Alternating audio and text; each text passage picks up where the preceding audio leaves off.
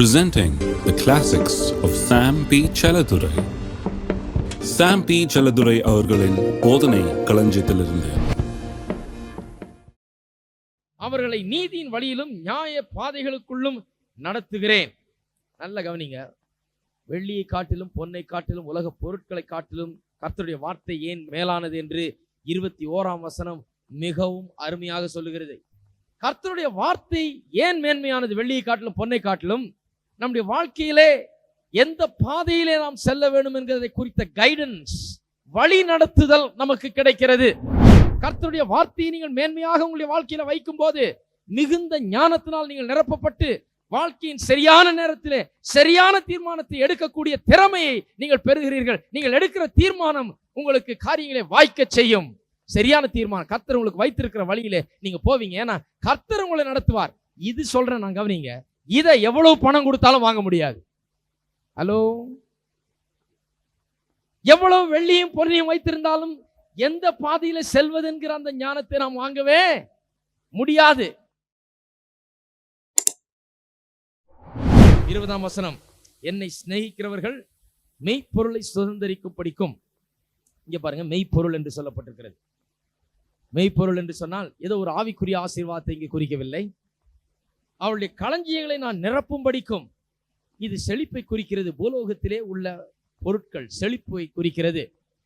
களஞ்சியங்களை நிரப்புகிறார் ஆண்டவர். நாம் கர்த்தருடைய வார்த்தையை முதலாவது வைக்கும் போது அது நமக்கு செழிப்பையும் கொண்டு வருகிறது, வாழ்க்கையில பெரிய ஆசீர்வாதத்தையும் கொண்டு வருகிறது. களஞ்சியங்களை நிரப்புகிறார், காலியாக்குகிறது இல்லை. நிறைய பேர் நினைச்சிருக்காங்க கர்த்தரத்துல வந்தா உள்ளதும் காலி ஆயிடுங்க. கர்த்தர் என்ன பண்ணுகிறார்? கர்த்தருடைய வார்த்தையை நாம் மேன்மைப்படுத்தும் போது நம்முடைய களஞ்சியங்களை நிரப்புகிறார், நம்முடைய வாழ்க்கையை ஆசீர்வதிக்கிறார். நம்முடைய பாத்திரம் நிரம்பி வழிய ஆரம்பிக்கிறது. நம்முடைய வாழ்க்கை ஆசீர்வாதங்களால் நிறைந்திருக்கிறது. ஏன் கர்த்தருடைய வார்த்தை வெள்ளியை காட்டிலும் பொன்னை காட்டிலும் மேன்மையானது? ஏன் அது மேன்மையானது? அது நமக்கு ஆளுகிற வல்லமை, அதிகாரத்தை நமக்கு கொடுக்கிறது, ஞானத்தை கொடுக்கிறது, ஆளக்கூடிய ஞானத்தை.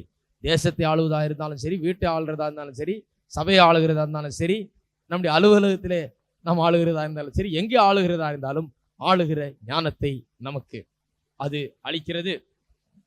ஏன் அது ஐஸ்வர்யத்தை காட்டிலும் பொன்னை காட்டிலும் வெள்ளியை காட்டிலும் மேன்மையானது? அது நமக்கு செழிப்பை கொண்டு வருகிறது. செழிப்பை கொண்டு வருகிறது, நம்முடைய வாழ்க்கையில் ஆசீர்வாதத்தை கொண்டு வருகிறது. வெறும் ஞானத்தை தான் சாலமோன் கேட்டார், ஆனால் ஞானத்தோட எல்லாவற்றையும் ஆண்டவர் கொடுத்தார். அதனாலதான் கர்த்தருடைய வார்த்தை மேன்மையானது. ஐயோ, எனக்கு ஆசீர்வாதமே இல்லை, எனக்கு இது இல்லை, அது இல்லை, எனக்கு அதை தாரும் ஆண்டவர், இதை தாரும் ஆண்டவர் கேட்கிறதுக்கு பதிலாக கர்த்தருடைய வார்த்தையை நாம் பின்பற்றுகிற வேளையிலே, கர்த்தருடைய வார்த்தைக்கு முதலிடம் கொடுக்கிற வேளையிலே அவைகள் எல்லாம் நமக்கு கூட கொடுக்கப்படுகிறது. கடைசியாக கர்த்தருடைய வார்த்தை எதனால் வெள்ளியும் பொன்னையும் காட்டிலும் மேலானது? நமக்கு கைடன்ஸ் கிடைக்கிறது, நம்மை வழி நடத்தக்கூடியதாக அது இருக்கிறது. சரியான நேரத்தில் சரியான பாதையை தெரிந்து கொள்ளக்கூடிய ஒரு வழி நடத்துதல். அது பணம் கொடுத்து வாங்க முடியாது. ஆகையால் தான் வெள்ளியை காட்டிலும் பொன்னை காட்டிலும் கர்த்தருடைய வார்த்தை மேன்மையானது. முதல்ல சொல்லுகிறேன் 3 காரியங்கள். ஏன் கர்த்தருடைய வார்த்தை வெள்ளியும் பொன்னை காட்டிலும் மேலானது? 1, சகலவற்றையும் ஆண்டு நமக்கு கொடுக்கப்பட்டிருக்கிற பொறுப்புகளை சரியான முறையில் நிறைவேற்றக்கூடிய ஆற்றலை நமக்கு கொடுக்கிறது. சபையிலே இருந்தாலும் சரி, வீட்டிலே இருந்தாலும் சரி, அலுவலகத்திலே இருந்தாலும் சரி, வியாபாரத்திலே இருந்தாலும் சரி, நாட்டிலே இருந்தாலும் சரி, ஆளுகிறது என்று சொன்னால் சகலத்தையும் நிர்வாகித்து சீராக எல்லாவற்றையும் செய்யக்கூடிய ஆற்றலை நமக்கு ஞானம் தருகிறது. அதனால்தான் வெள்ளியை காட்டிலும் பொன்னை காட்டிலும் அது மேலானது. பொன்னையும் வெள்ளியும் வச்சு அதை வாங்க முடியாது. 2வது, செழிப்பை அது கொண்டு வருகிறது. பொருளாதார செழிப்பை அது கொண்டு வருகிறது நம்முடைய வாழ்க்கையிலே. 3வதாக, நமக்கு வழி நடத்துதல், ஆண்டவருடைய வழி நடத்துதல் கிடைக்கிறது.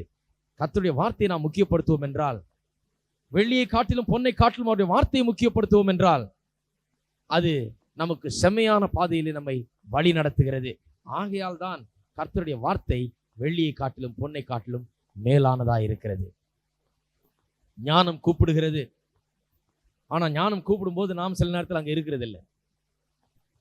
ஆகையால் தான் சபை கூடு வருதல் முக்கியம். கர்த்தருடைய ஞானம் பேசப்படுகிற வேளையிலே, போதிக்கப்படுகிற வேளையிலே அதை நாம் கூடி வந்து கேட்டு அதிலிருந்து புத்தியை பெறுவது, விவேகத்தை பெறுவது அவசியம். அதற்கு முக்கியத்துவம் கொடுக்கலன்னா கடைசியில அநேக விசுவாசிகளை போல அவசர நேரத்துக்கு யாரையாவது, அவசர தீர்க்கதரிசிகளையும் அவசர பிரசங்க யாரையும் தேடி ஓட வேண்டியதுதான். ஆனால் கர்த்தருடைய வார்த்தைக்கு இடம் கொடுக்கும் போது நிலையான பொருளையும் நிலையான மெய்ஞானத்தையும் எல்லா ஆசீர்வாதத்தையும் நாம் பெற முடிகிறது. சரியான விதத்தில் நாம் வழி நடத்தப்படுகிறோம். நீங்கள் எந்த நிலையில் இருந்தாலும் சரி, எவ்விதமான தேவைகளை உடையவர்களாக இருந்தாலும் சரி, இன்றைக்கு ஒரு தீர்மானத்தை நாம் எடுக்க வேண்டியதாக இருக்கிறது. இது முக்கியமான ஒரு நேரம். கர்த்தருடைய வார்த்தை நாம் போதித்திருக்கிறோம். முக்கியமான தீர்மானத்தை நாம் எடுக்க வேண்டும்.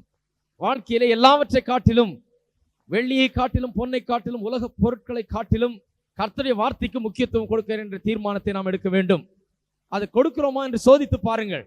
அநேக நேரத்தில் உலக பிரகாரமான பொருளை பெறுவதற்கு நாம் தயங்குவதில்லை.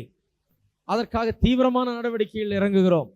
அதை அதிகமாக வாஞ்சிக்கிறோம், அதை அதிகமாக தேடி செல்லுகிறோம், அதற்காக அதிகமான நேரத்தை செலவழிக்கிறோம்.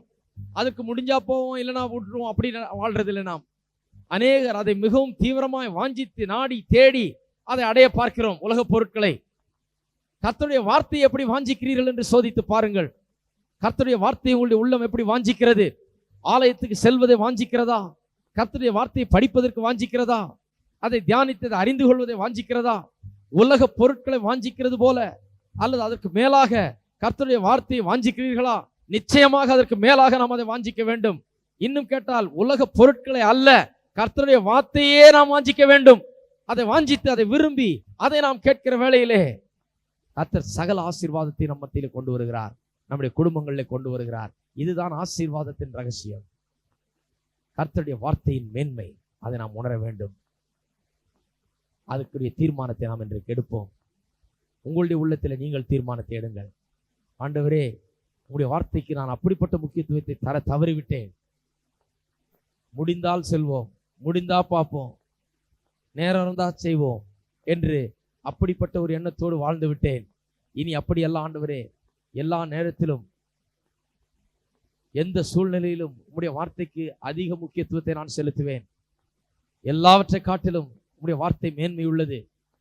உம்முடைய வார்த்தை எனக்கு ஞானத்தை கொண்டு வருகிறது. அந்த ஞானத்தோட கூட நீடிய ஆயுசு, ஐஸ்வர்யம், சம்பத்து, கனம் எல்லாவற்றையும் நீர் அளிக்கிறீர். உம்முடைய ஆசீர்வாதங்கள் அதன் மூலமாக எனக்கு வருகிறது. ஆகையால் உம்முடைய வார்த்தை நான் வாஞ்சிப்பேன். ஆண்டவரே, உம்முடைய வார்த்தை மேலானது. வானமும் பூமியும் ஒளிந்து போனாலும் உம்முடைய வார்த்தை ஒளிவதில்லை என்று சொல்லி நாம் தீர்மானத்தை எடுப்போம்.